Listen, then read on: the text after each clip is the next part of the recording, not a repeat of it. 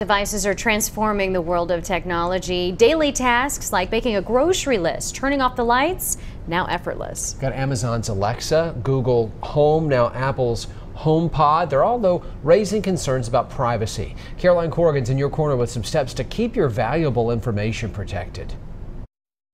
Drop in Dixon Echo 4. From the moment he starts his day, Echo, what's the weather? Mike Dixon is hands-free. It's 78 degrees Fahrenheit. With Amazon's Alexa. I use it to listen to the news, and then I use to listen to some talk radio or podcasts while I'm getting ready for work or for the day. Easy to do with an Echo Dot in almost every room in his house. They are pretty addictive because once you purchase the first one, you're gonna keep doing them, and now I have 5 of them. I'm going to call your phone now, so listen out. So how do devices like these work? We asked ETSU technology instructor Stephen Hendricks. These are our smart devices that allow us to use voice commands, and through artificial intelligence and through these different keywords or trigger words, do some action or activity. Hendricks says these devices don't wake up until they hear the key word, such as Alexa. Once it hears the key word, it starts recording.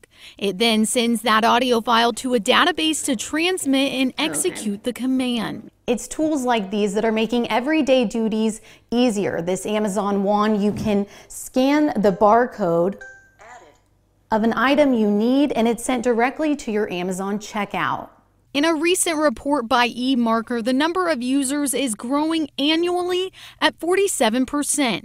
That's faster than any technology product since Apple launched the iPhone. However, when a woman in Portland, Oregon had one of her private conversations recorded by an Amazon Alexa and sent to a contact in her phone, it put some light on how protected users actually are with these devices. Technology expert Anthony Lawrence says it's incidents like this that raise concerns. The average user has no clue what's going on.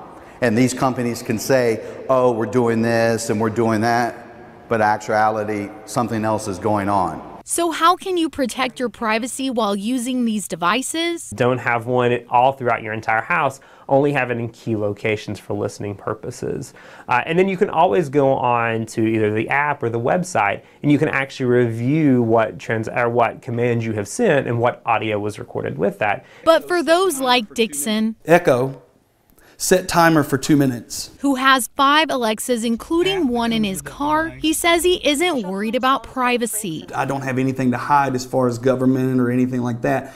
Are they listening, transcribing that? What we say? Probably, but what are they going to hear? Me talking about a recipe in the kitchen? I reached out to Amazon to ask where these audio files are stored. A spokesperson for the company said, quote, voice recordings are stored until a customer chooses to delete them. Now, if you would like to learn more about how you can protect your privacy while using these devices, I will have a step-by-step guide on our website at WJHL.com.